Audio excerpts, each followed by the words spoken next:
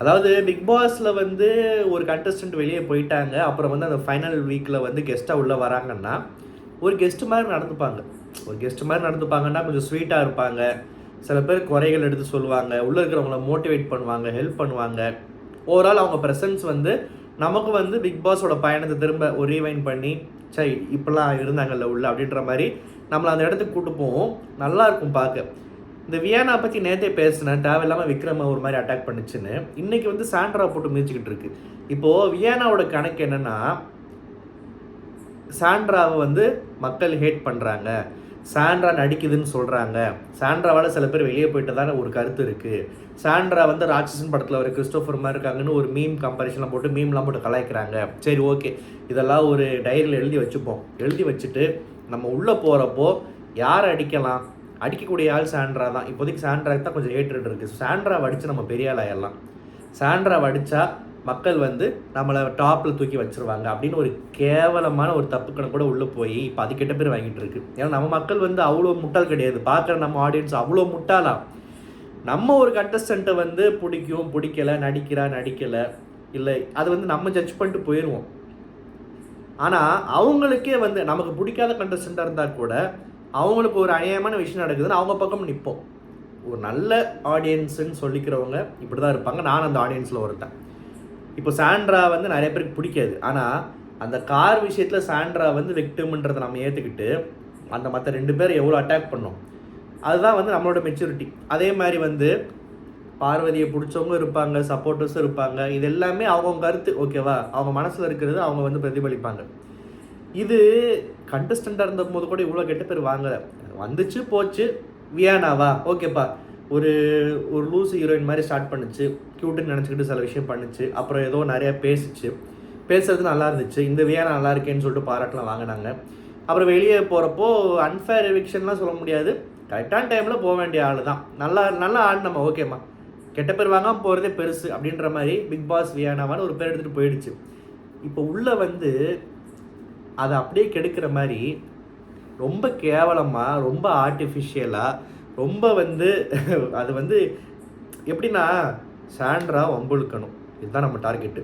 Sandra கூட 2-3 வாரத்தை பேசி பார்ப்போம். எங்கேயாவது சாண்ட்ரா லைட்டாக ஸ்லிப் ஆனால் போட்டு மிதிச்சிடலான்ற ஒரு பிளானோட போயிட்டு சாண்ட்ரா எங்கேயுமே ஸ்லிப் ஆகலை இந்த சென்ஸ் சாண்ட்ரா வந்து வியானாவை கோவப்படுத்துகிற மாதிரி அந்த சான்ஸே தரல 1.5 நாளாக. இன்றைக்கி ஏதோ கிச்சனில் பாத்திரம் கழுவுமான்னு சாதாரணமாக ஒரு விஷயம் சொல்லிச்சு. உடனே ஆஹா, நம்ம வெயிட் பண்ண மூமெண்ட் வந்துருச்சு, நம்ம 90 பேஜஸ் புக்கில் ரோட் பண்ணி வச்சிருந்த மீமு வன்மை எல்லாத்தையும் கக்கிட்டு போயிடலாம் வாங்கடா அப்படின்னு சொல்லிட்டு பேச ஆரம்பிக்குது. நடிக்கிறீங்கன்றது, உங்களால் 2 பேர் வெளியே போயிருக்காங்கன்றது திவ்யாட்ட போய் சொல்லுது. சம்மந்தம் இல்லாமல் கிறிஸ்டோஃபர் மூஞ்சின்றது. நான் என்ன சொல்கிறேன், நீ என்ன தான் பேசுகிறீங்க, வெளியே மீம் போடுறாங்க, ஓகே, நீ ஒரு கண்டஸ்டண்ட்டாக இருந்துட்டு திரும்ப உள்ளே போயிருக்க, அவங்கள ஊக்குவிக்கிறியோ இல்லை ஊக்குவிக்க என்ன பண்ணுறியோ, பேசாமல் ஊக்குவிச்சு குத்தமேச்சு உட்காரலாம்ல.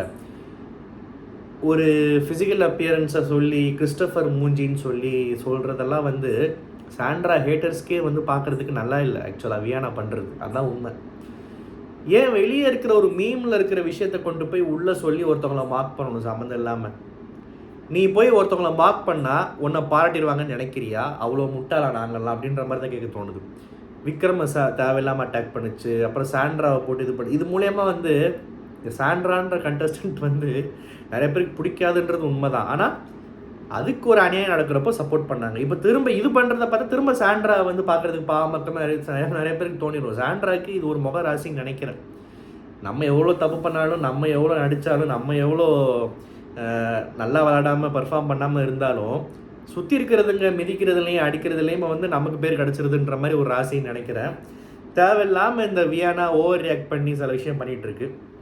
அப்புறம் நம்ம ஃபேவரட் திவாகர் வாட்டர்மேன் ஸ்டாரும் காந்தியும் உள்ளே வந்தாங்க. உண்மையாகவே வந்து ஃபேவரட்னு சொல்கிறப்போ ரொம்ப சந்தோஷப்படுறேன். எனக்கு ரொம்ப பிடிச்ச ஒரு வீட்டுக்குள்ளே இருந்தப்போ தேவையில்லாமல் யார் வம்புக்கும் போனதில்லை, உட்காந்து அழுததில்லை, தேவையில்லாமல் யாரையும் வந்து தப்பாக பேசினதில்லை, ஒரு விக்டிமாக தான் இருந்திருக்காரு. அவரை தூண்டி தூண்டி தூண்டி புள்ளி பண்ணி உசுப்பேற்றி அவர் வாயிலிருந்து சில விஷயங்களை வர வச்சு அதை திட்டு வாங்க வச்சு ஓட்டு போடுறாங்க போடலை அதெல்லாம் பரவாயில்ல. இருந்த வரைக்கும் எனக்கு ரொம்ப பிடிச்ச கண்டஸ்டன்ட் திவாகர் வீட்டுக்குள்ள வந்துட்டாப்புல. ஆனால் எதுவுமே மாறலை. இந்த பிரவீன் ராஜா அடுத்த பிரவீன் அவர் உள்ளே வந்தார். திவாகரை வழக்கம் போல் பீப் பண்ணிட்டாங்க. இதை நான் பார்க்கக்கூடாதுன்னு நினச்சா பார்த்துட்டேன்னு சொல்லிட்டு அவரை மார்க் பண்ணுறது.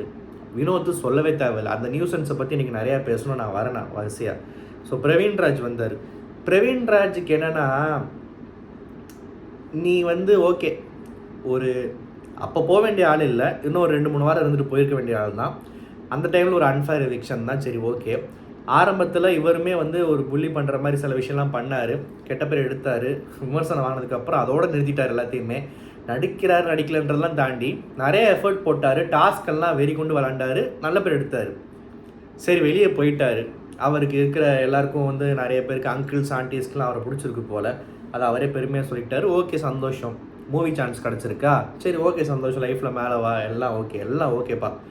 இன்ஃபேக்ட் நான் என்ன சொல்கிறேன், என்ன அந்த ஒரு பூரிப்புலையும் சந்தோஷத்துலேயும் ஒரு நான் உள்ளே வந்து தன்னை ப்ரொஜெக்ட் பண்ணிக்கிறதெல்லாம் ஓகே.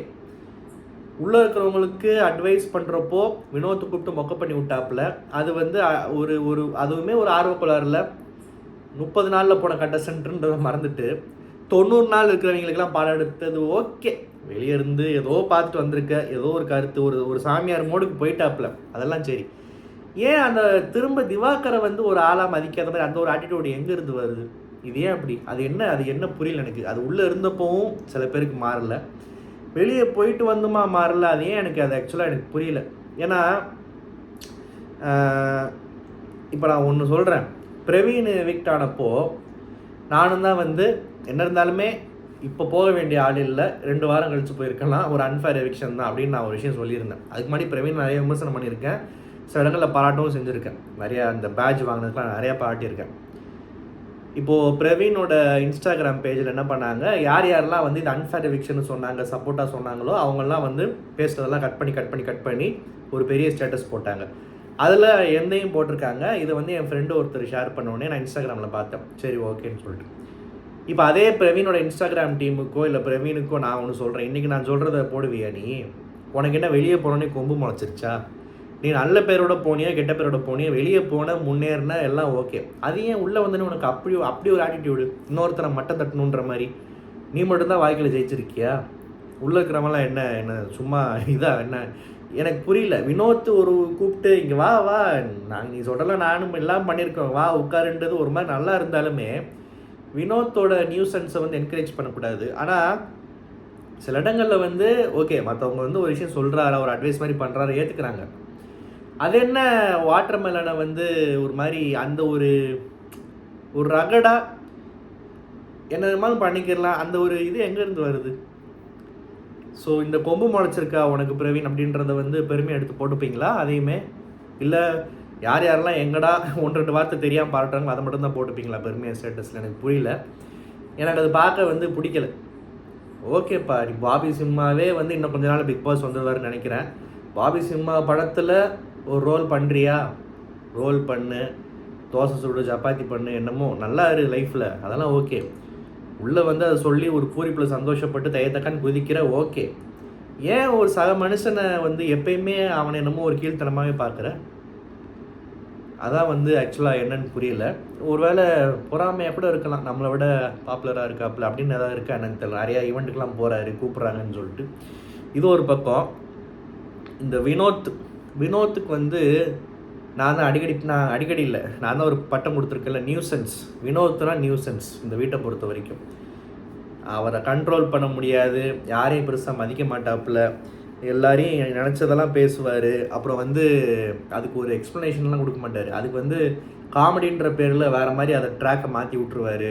திவாகரை ஆதிரி சொன்ன மாதிரி 200% 1000% உண்மை. திவாகரை ரொம்ப ஒரு அளவுக்கு மேலே ஒரு மனுஷன் வந்து இவனை என்ன வேணுமாலும் பண்ணலாம், இவன் திரும்ப பேச மாட்டான், இவன் திரும்ப அடிக்க மாட்டான்னு சொல்லிட்டு ரொம்ப கேவலமாக ஒரு காலேஜில் ஒரு ரேகிங் மாதிரி பண்ணி ஒரு ஸ்டூடெண்ட்டை சூசைடுக்கு ஃபோர்ஸ் பண்ணுற அளவுக்கு ஒரு விஷயம் பண்ணுவாங்க இல்லை, கொடுமை. அந்த அளவுக்கு கொடுமையை திவாகரை பண்ணி, திவாகர் வாயிலிருந்து வார்த்தையை பிடுங்கி அவரை வெளியே அமிச்சு உள்ளே உட்காந்து கமருதீனுக்கு பல இடங்களில் சொம்பு தூக்கி கமருதீன் பண்ண கேவலமான விஷயங்கள், பேசின கேவலமான வார்த்தைகளுக்கெல்லாம் வந்து தொடர்ந்து அப்புறம் என்னமோ நல்ல ஃப்ரெண்டுன்ற மாதிரி ஒரு பேர் எடுத்து வெளியே நிறைய டீம் எல்லாம் அதை ப்ரொமோட் பண்ணி இப்படி சில வேலைகள்லாம் பண்ணி இவர் பல பெண்கள்கிட்டையுமே வந்து ரொம்ப அவமரியாதையாக எரிச்சல் ஊட்டுற மாதிரி நடந்துக்கிட்டு ஒரு நியூசன்ஸாக தான் இந்த வீட்டில் உட்காந்துருக்காரு. இந்த நியூசன்ஸுக்கு நிறைய பேர் ஓட்டு வேறு போடுறாங்க. இவர் டைட்டில் வின் பண்ண போகிறான்னு வேறு பேசிக்கிறாங்க. அதை பற்றி ஏன்னா டைட்டில் வின் பண்ணுற மாதிரி அதெல்லாம் என்றைக்கோ ஏதோ ஒரு சீசனில் போயிடுச்சு.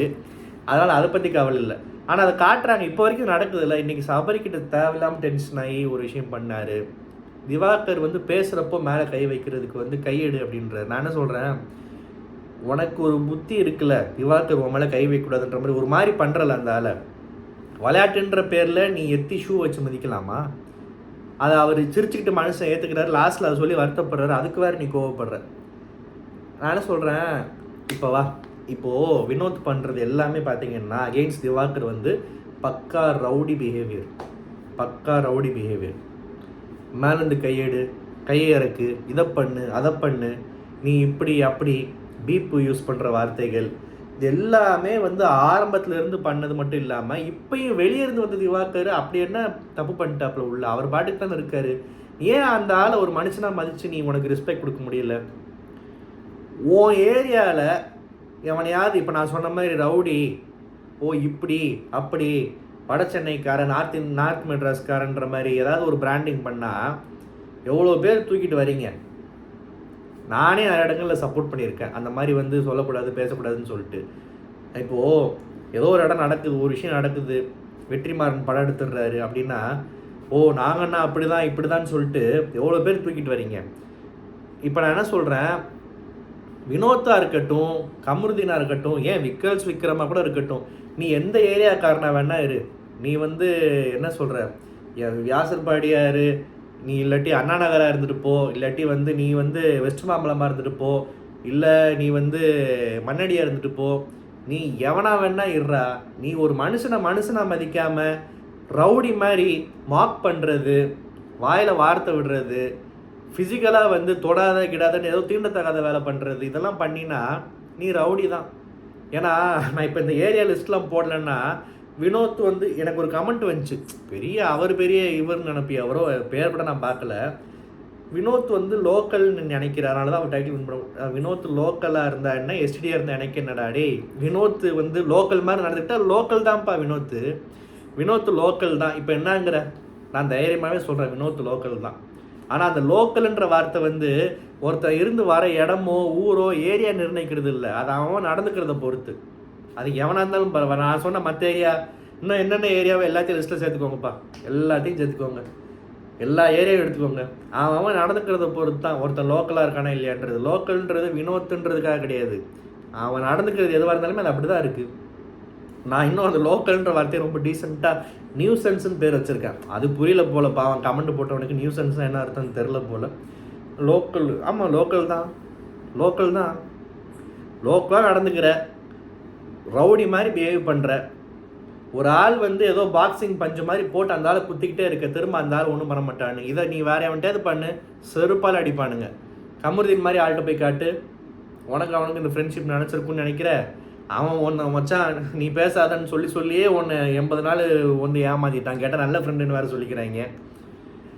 இதெல்லாம் வந்து விஜய் சேதுபதி வந்து பெருசாக அட்ரஸ் பண்ணவே இல்லை, கேட்கவே இல்லை. கமருதீனை வளர்த்து விட்டதில் எவ்வளோ பெரிய பங்கு வந்து ஆஸ் அ ஹோஸ்ட்டாக, அதாவது விஜய் சேதுபதி இந்த சென்ஸ் பர்சனலாக அவர் சொல்லலை, அவர் கொடுக்குறத அவர் கேட்குறாரு, பேசுகிறாரு. விஜய் சேதுபதி ஆஸ் அ ஹோஸ்ட்டாக இந்த பிக் பாஸ் டீமுக்கு கமருதீன் இவ்வளோ வளர்த்து விட்டு கடைசியில் வெளியே தூக்கி போட்டதில் எவ்வளோ பெரிய பங்கு இருக்கோ, இப்போ வினோத் வந்து இன்னைக்கு வரைக்கும் இந்த பிஹேவியர் பண்ணுறதை கண்டுக்காமல் பார்க்காம இருக்கிறதுக்குள்ள பெரிய பங்கு இருக்குது.